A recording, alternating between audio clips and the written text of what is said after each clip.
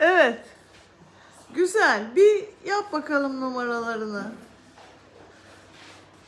Evet, çok şirin.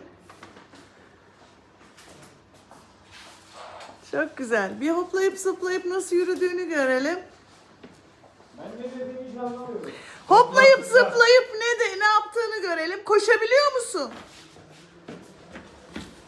Çok güzel.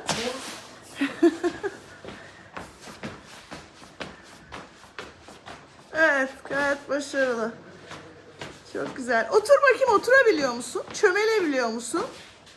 Aa, süper. Bir Musa Bey'e gidip şöyle bir sarılsana.